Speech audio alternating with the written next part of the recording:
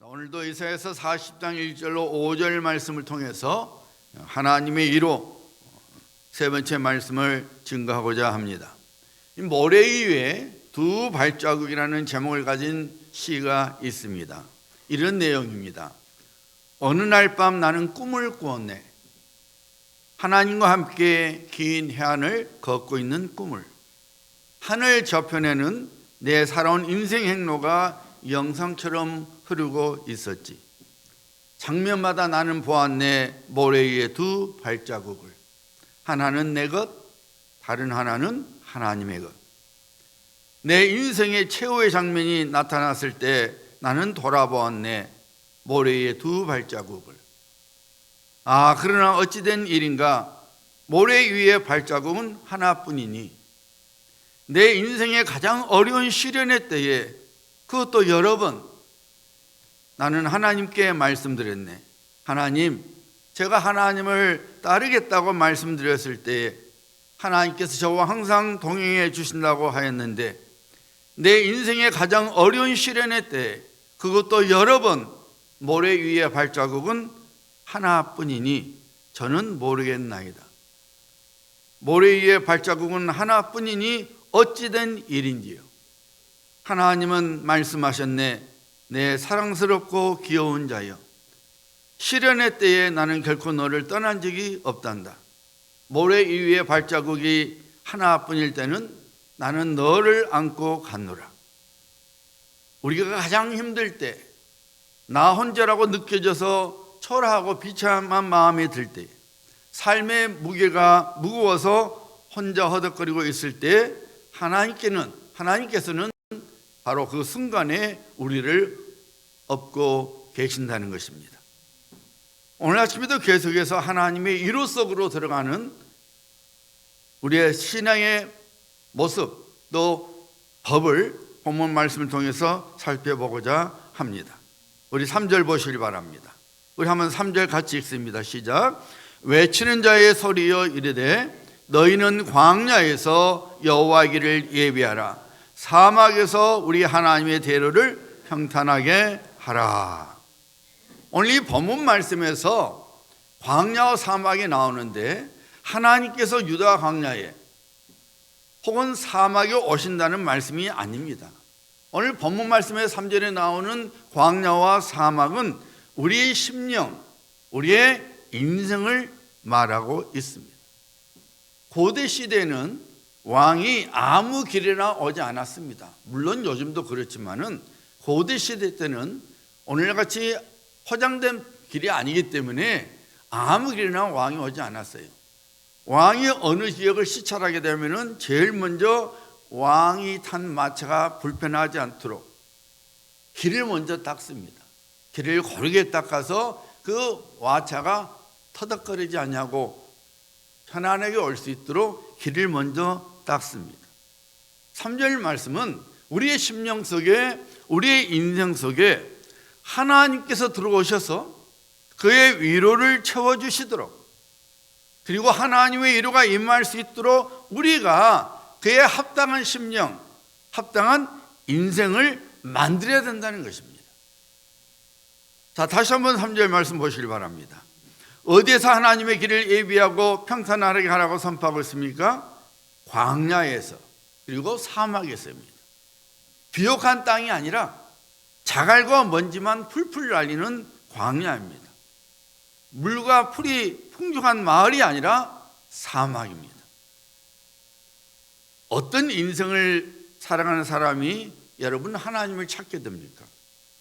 광야나 사막과 같은 인생을 살아가는 사람이 하나님을 찾습니다. 모든 것이 풍족한 사람은 자기 자신을 신으로 삼거나 혹은 자기 욕망을 신으로 삼고 살아가지요. 이런 사람은 완악한 마음과 교만한 마음으로 살기 때문에 마치 바로처럼 하나님이 누구냐? 라고 말하면서 하나님의 존재를 아예 인정하려고 들지 않습니다. 우리들이 광야나 사막 같은 인생을 살아갈 때에 우리의 심령이 하나님께로 열려지게 됩니다. 한국의 최고 지성인이라고 자타가 인정하는 이혜령 교수님은 따님의 암투병으로 인하여 예수 그리스도를 주와 구주로 믿는 하나님의 구원 속에 들어갈 수 있었습니다. 만약에 따님이 암투병을 하지 않았다면 아마 자기는 여전히 자기의 지성을 믿고 예수님을 믿지 않았을 것입니다.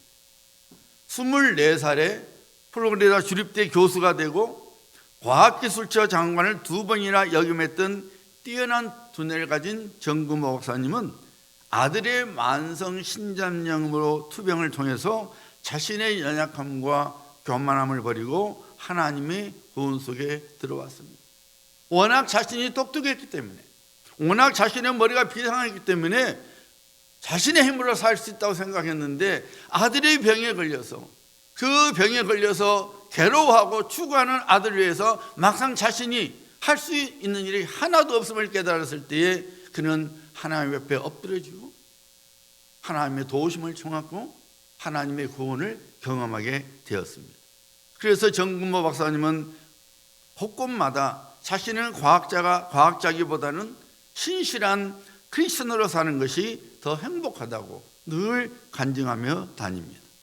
사랑하는 여러분, 지금 여러분들이 광야 같은 인생 혹은 사막 같은 인생을 살아가고 있다고 푸념을 하기보다는 지금이야말로 살아계신 나의 하나님, 나의 인생을 온전하게 세워주시는 나의 하나님을 만나야 하는 시간임을 깨닫고 하나님의 이루 속으로 들어와야 합니다.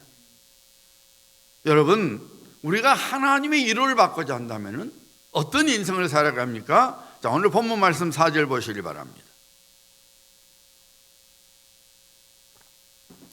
골짜기마다 도두어지며, 여기서 골짜기는 어떤 이유에서든지 자기 스스로 기가 죽어 있거나 자기를 비하시키는 열등감을 의미합니다.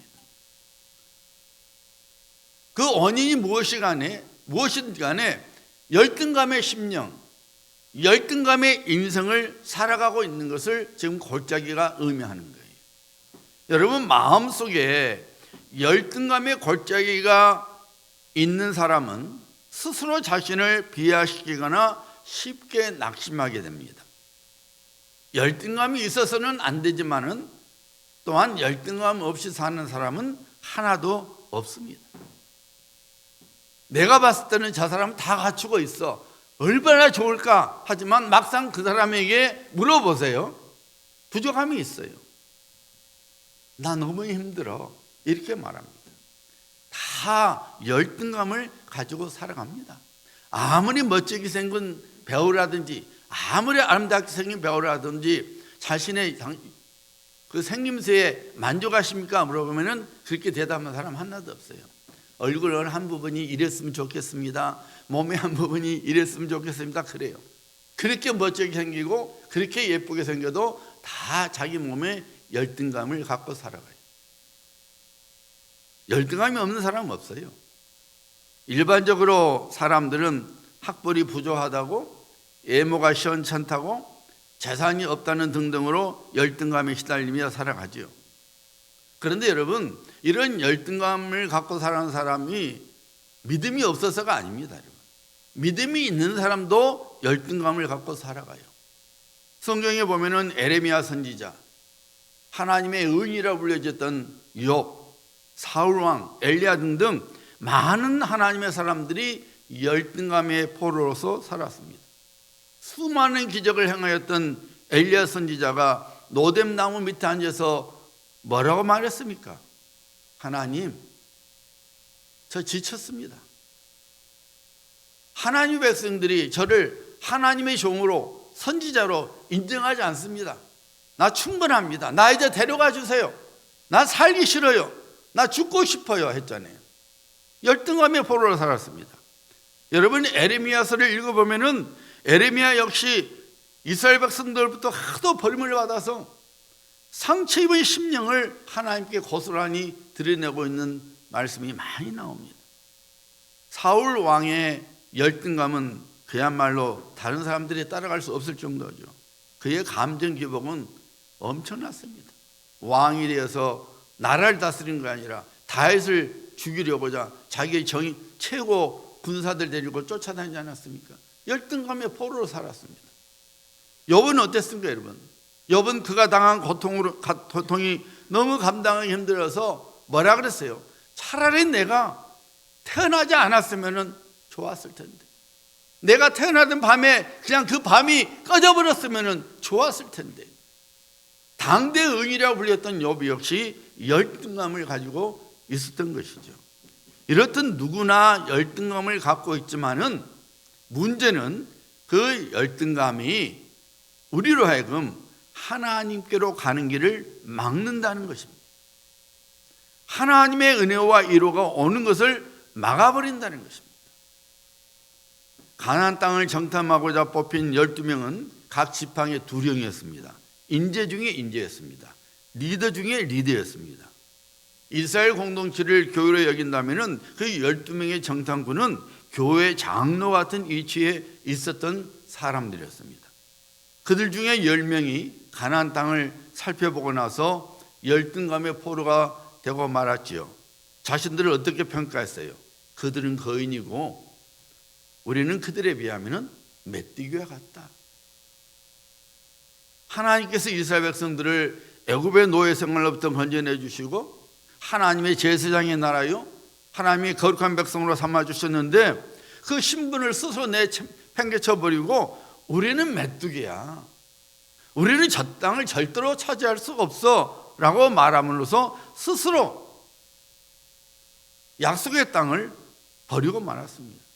여러분, 이스라엘 백성들이 불평과 원망과 근심과 고통과 절망으로 가득 찬 40년 광야 생활을 한 것은 하나님의 능력의 손이, 구원의 손이 짧아서가 아니라, 하나님께서 능력이 없어서가 아니라 그들이 열등감의 포로로서 살아갔기 때문입니다. 그러므로 사랑하는 여러분, 우리 마음속에, 우리 인생 속에 하나님께서 들어오실 수 있도록 우리 안에 있는 열등감을 버려야 합니다. 우리의 심령, 우리의 인생의 길을 닦아야 되는데 어떤 길을 닦아야 되느냐? 우리 안에 있는 열등감을 버리고 하나님의 말씀으로 채워야 합니다. 하나님의 말씀으로 돋우어야 합니다. 여러분, 우리가 누구입니까? 그리스도 예수 안에서 구원을 받은 하나님의 친백성입니다. 하나님께서 말씀하셨잖아요. 내 백성이라고, 내 백성을 위로하라고. 우리가 그런 신분이에요. 도저히 값으로 매길 수 없는 예수 그리스도의 피로 죄 씻음을 받고 영원한 생명을 선물로 받고 천국을 영원한 기업으로 물려받은 하나님의 자녀들입니다. 베드로전서 2장 9절로 10절은 선포하죠. 너희는 택하신 족속이요 왕같은 제사장들이요 거룩한 나라요 그의 소유가 된 백성이니 이는 너희를 어두운 데서 불러내어 그의 귀한 빛에 구원을 말한 거죠. 들어가게 하신 이의 아름다운 덕을 선포하게 하려 하십니다. 너희가 전에는 백성이 아니더니 이제는 하나님의 백성이요, 전에는 긍휼을 얻지 못하더니 이제는 긍휼을 입은 자니라. 우리가 전에는 하나님의 백성이 아니었는데 우리가 예수 그리스도 통하여 이제는 하나님의 백성이 되었고, 우리가 전에는 하나님의 긍휼을 얻지 못한 자였는데 이제는 하나님의 긍휼하심 속에서 살아가고 있는 신분을 갖고 있다, 그 말입니다. 사랑하는 여러분, 우리의 신분을 잊지 말아야 합니다. 아무리 우리의 삶이 거친 광야 같고 우리의 삶이 사막 같다 할지라도 하나님께서 우리에게 주신 거룩하고 복된 신분을 잊지 말아야 합니다. 하나님께서 약속하신 구원의 복을 놓치지 말아야 합니다. 하나님께서 약속하신 복의 땅으로 하나님의 말씀을 확신하는 그 믿음으로 끝까지 걸어가야 합니다. 우리가 우리 안에 있는 열등감을 버리고 하나님의 말씀을 위로로 삼고 살아가면은 하나님의 위로가 우리의 심령 안에, 우리 인생 속에 물밀듯이 들어옵니다. 그래서 인생길이 멀고 험해도 쓰러지지 않게 됩니다. 인생의 적들이 강하게 공격하여도 넉넉히 이기게 됩니다. 갈렙과 여호수아처럼 인생의 문제들을 향해서 하나님이 나와 함께 하시니 너희는 내 밥이야 하고 당당하게 선포하게 됩니다. 지금 여러분은 어떤 열등감의 골짜기 속에 계십니까? 혹시 남들보다 덜 갖고 있다는 열등감을 갖고 있습니까? 혹시 남들보다 많이 배우지 못했다는 열등감을 갖고 있습니까? 혹시라도 남들이 갖지 못한 것이 없다고 해서 열등감을 갖고 있습니까? 아니면 여러분이 스스로 만든 욕구로 인해서 열등감의 포로로 살아가고 있습니까? 이 모든 것들을 버려야 합니다. 여러분, 열등감의 골짜기가 깊어지면 깊어질수록 도저히 빠져나올 수 없는 죽음의 골짜기가 되어버린다는 것을 잊지 말아야 돼요. 우리는 사도 바울의 선포를 기억해야 합니다. 그 어떤 것도, 그 어떤 세력도, 그리고 그 누구도 그리스도 예수 안에 있는 우리를 향한 하나님의 사랑을 끊을 수 없습니다. 우리에게 정말로 중요한 것은 하나님의 구원입니다. 하나님의 사랑입니다. 하나님의 나라입니다. 하나님의 은혜입니다. 하나님의 인정하심입니다. 여러분, 우리 인생 속에서 하나님을 빼버리면은 우리 인생 속에 그 무엇으로 채워져도 우리 인생은 아무것도 아닙니다. 물질로 구원받은 거 절대로 아닙니다. 학벌이 우리를 천국으로 인도하는 거 절대로 아닙니다. 사람들로부터 인기가 하나님의 구원을 주는 것이 아닙니다. 이 세상의 것들로 인하여 열등감을 만들며 살아가지 말아야 합니다. 다만 하나님의 은혜와 사랑, 그리고 그의 위로하심과 긍휼하심을 사모하며 살아가야 합니다. 오직 구원이 하나님께로만 나오기 때문입니다. 그러므로 여러분, 정직한 기도로 하나님과 소통하는 삶을 살아가야 합니다. 하나님께 우리 속 깊은 곳에 있는 허물과 죄를 다 쏟아내고 하나님의 은혜로 우리 내면의 상처가 치유되도록 하나님께 구해야 합니다. 나의 하나님을 온전히 신뢰해야 합니다. 내가 어떤 모습이든지 내가 하나님께로 가기만 하면 하나님께서는 나를 받아주시고 나를 사랑하신다는 그 믿음으로 살아가야 합니다. 하나님께서는 우리들이 중요하다고 여기는 이 세상의 조건들이 우리 하나님께는 하나도 중요하지 않아요. 이거 없어서 나는 죽어. 너무 억울해 죽겠어.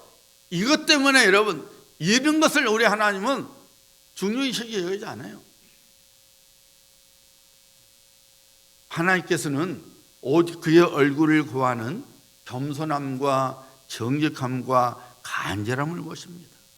그리고 그런 심령 속에 하나님의 풍성한 위로를 부어 주십니다.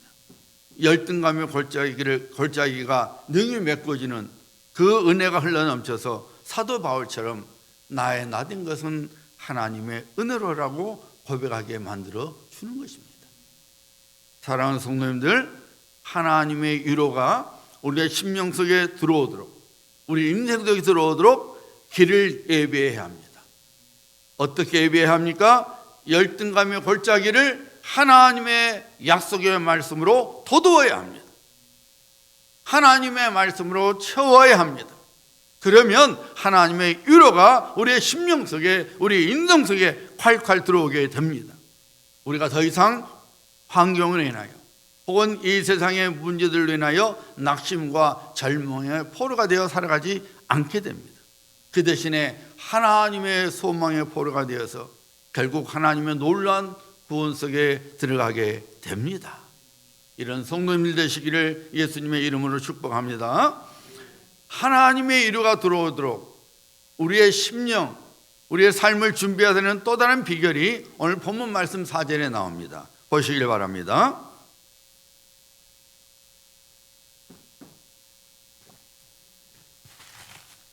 산마다 언덕마다 낮아지며 고르지 아니한 곳이 평탄하게 되며 험한 곳이 평지가 될 것이요.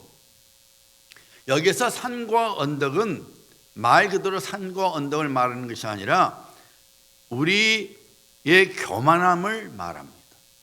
여러분, 골짜기, 즉 열등감은 우리 내면 속에 감춰져 있지만은 산과 언덕, 즉 교만은 밖으로 드러나 있죠. 여러분, 골짜기가 깊으면 깊을수록 교만이, 언덕이, 산이 높듯이 우리 열등감이 크면 클수록 교만도 커집니다. 그래서 교만함과 열등감은 동전의 양면과 같다고 말하는 것입니다. 열등감이 있어서 서로 자기 인생을 혹은 자기 자신을 비하하는 사람은 교만하지 않을 것 같지만 실상 열등감만큼이나 그 사람은 교만을 갖고 있어요. 여러분, 공부를 잘하는 학생에게 너는 왜 공부 못하니 말해보세요. 절대 화 안 냅니다. 본인이 공부를 잘하고 있는 걸 알기 때문에 그냥 씩 웃고 말아요. 그런데 공부 못하는 학생에게 너는 어떻게 공부도 못하냐 그래 보세요. 그냥 얼굴이 붉어지면서 도끼 눈을 가지고 쳐다봐요. 열등감만큼이나 교만이 있기 때문에. 어느 목사님이 신방을 하는데 권사님이 예쁜 목걸이를 하고 있었어요. 목사님이 무심코 말했어요. 권사님, 그 목걸이 짝퉁이지요? 순간 아차했어요. 여러분, 우리가 갑자기 말 실수할 때가 있잖아요. 그냥 툭 던져놓고 아차 할 때가 있잖아요. 그 목사님이 바로 그 짝이었어요. 그 말하자마자 아차 싶었던 거예요. 아, 이제 저 권사님 시험 들어갖고 이제 교회 나오냐 안 나오냐 하면 큰일 났겠네 하고 마음이 쫄았어요. 아, 근데 그 권사님이 목사님의 말을 듣자마자 막 깔깔깔 웃더니 아, 목사님 어떻게 하셨어요 하더래.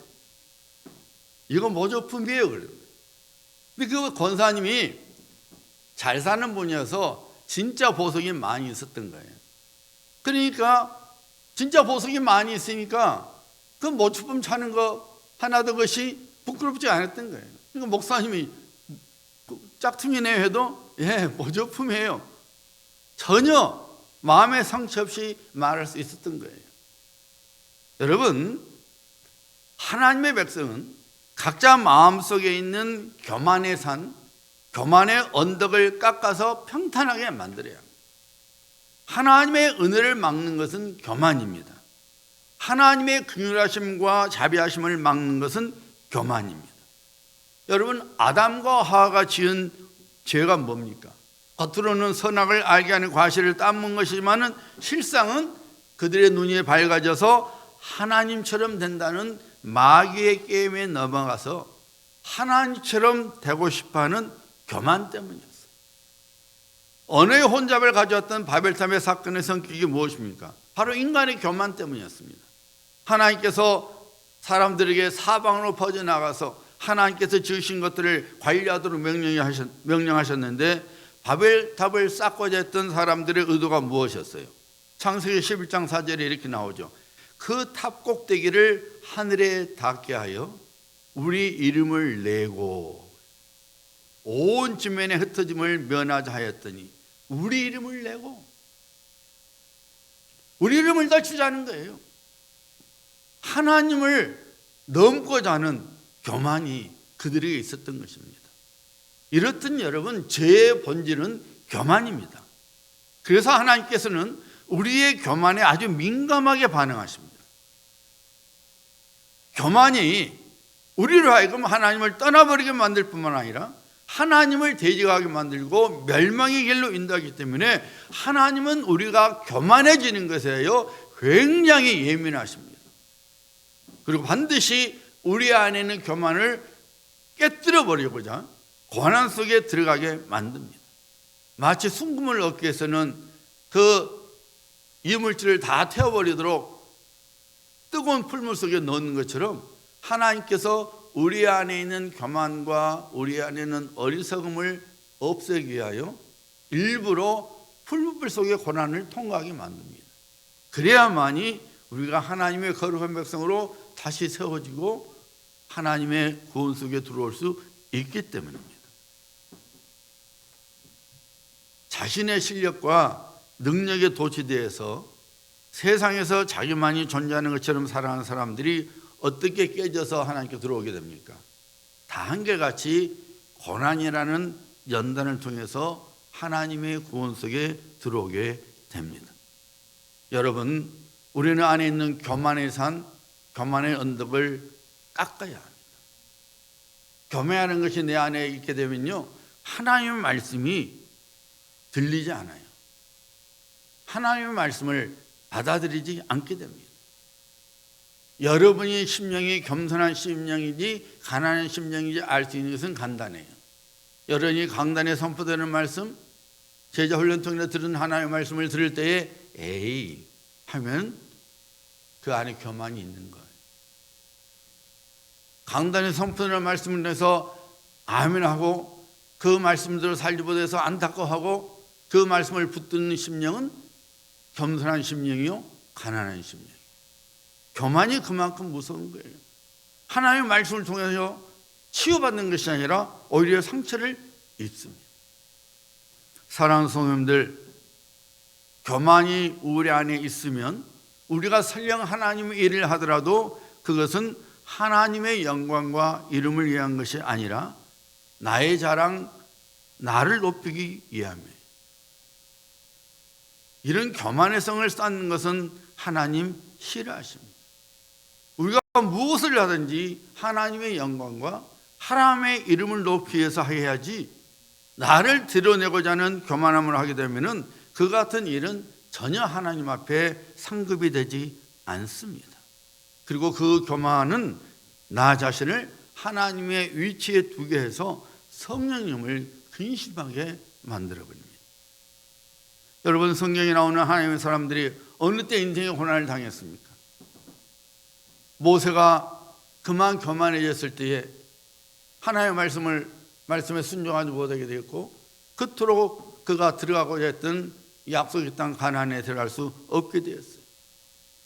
다윗 같은 사람도 한순간에 교만에 들어오니까 자기 업적을 자랑하기 위해서 자기 신하들에게 백성들의 수를 세어봐라 그랬잖아요. 그것은 자기 업적을 자랑하고 했던 거예요. 결국 어떤 일이 벌어졌어요? 하나님 싫어하셨잖아요. 다윗 때문에 재앙이 이스라엘 백성들에게 임하고 말았습니다. 이스라엘 백성들이 전쟁에서 졌을 때 그들의 실력이 부족해서 졌던 거 아닙니다. 그들이 교만했을 때에 그들은 전쟁에서 지고 말았습니다. 여러분, 우리 안에는 교만의 포로가 되어서는 안 됩니다. 우리는 철저하게 내 안에 있는 교만을 깎아버려야 됩니다. 교만의 산을 깎아야 되고 교만의 언덕을 깎아야 합니다. 사도 바울이 한때 교만해져서 하나님을 대적하지 않았습니까? 예수님을 대적하지 않았습니까? 자기는 하나님을 섬긴다 했는데 실상은 하나님을 대적했어요. 다메섹으로 한 도중에 예수님을 만나게 됐을 때에 그의 교만의 산이, 교만의 언덕이 깎아지게 됐습니다. 그 교만의 언덕이 깎아졌을 때에 그 안에 자기 안에 속에서 나오는 교만이 자꾸 나오니까 사도 바울이 뭐라 그랬어요? 자기는 오직 예수 그리스도의 십자가만을 바라보며 살겠다고 고백했어요. 왜요? 그를 통해서 하나님께서 놀라운 일을 벌이시니까 자기도 모르게 스물스물 교만이 올라오니까 나는 오직 십자가 외에는 자랑하지 않고 나는 오직 십자가만 바라보겠노라고 사도 바울이 고백한 거예요. 그래서 사도 바울이 뭐라 했어요, 여러분? 내가 그리스도와 함께 십자가에 못 박혔나니 그런즉 이제는 내가 사는 것이 아니라 오직 내 안에 그리스도께서 사시는 것이다. 이제 내가 육체 가운데 사는 것은 나를 사랑하사 나를 위하여 자기 자신을 버리신 하나님의 아들을 믿는 믿음 안에서 사는 것이라 그랬다. 사도 바울이 고린도 교회를 향하여 뭐라고 선포했어요, 여러분? 나는 날마다 죽노라. 나는 날마다 죽노라. 왜요? 하나님 앞에 겸손해야만이 살기 때문에 사도 바울은 나는 날마다 죽는다고 말했던 것이죠. 사랑하는 성도님들, 우리 안에 두 왕이 있으면 안 됩니다. 오직 한 분, 주 예수 그리스도만이 우리의 왕으로 계셔야 합니다. 우리의 왕으로 마음속에 두게 되고 우리 인생 속에 두게 되면은 왕 대신 주님의 말씀을 듣지 못할 뿐만 아니라 듣지 않게 됩니다. 그래서 우상 숭배나 다름이 없는 자기 고집으로 살아가게 되는 것입니다. 여러분, 잊지 말아야 합니다. 산이 높을수록, 언덕이 높을수록, 험한 것이 높을수록 그것을 깎는 고통과 대가가 엄청나게 들게 됩니다. 우리 마음속에, 우리 삶 속에 늘 하나님을 인정하고 늘 하나님을 신뢰하는 겸손함으로 살아가면 그 심령 속에, 그 삶 속에 하나님의 은혜가 흘러 들어오게 됩니다.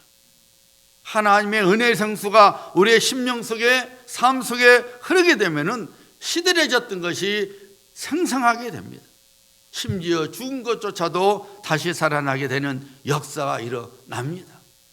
우리가 교만을 깎아버리고 겸손하게 되면 우리의 심령 속에 큰 길이 열려지게 됩니다. 왕이신 하나님께서 들어오시는 대로가 열려지게 되는 것입니다. 그래서 시편 84편 5절과 7절 이렇게 선포하고 있죠. 주께 힘을 얻고 그 마음에 시온의 대로가 있는 자들은 복이 있나이다. 그들이 눈물 골짜기로 지나갈 때에 그곳에 많은 샘이 있을 것이며 이른비가 복을 채워주나이다. 그들은 힘을 얻고 더 얻어 나아가 시온에서 하나님 앞에 각기 나타나리이다. 우리의 교만의 언덕, 교만의 산을 깎고 왕이신 나의 하나님이 들어오실 수 있도록 큰 길을 우리가 만들어 놓으면은 하나님께서 우리가 만들어 놓은 길에 복의 샘물이 터져 나오게 하시고 결국은 우리가 하나님 앞에 서게 되는 하나님 놀라운 구원을 경험하게 된다는 것이죠. 우리들이 하나님께서 우리 마음속에 그리고 우리의 인생 속에 들어오시도록 우리는 길을 예비해야 합니다. 내 안에 있는 열등감을 하나님 말씀으로 채우고 내 안에 있는 교만의 산과 교만의 언덕을 다 깎아서 하나님, 제게는 하나님뿐이 없습니다.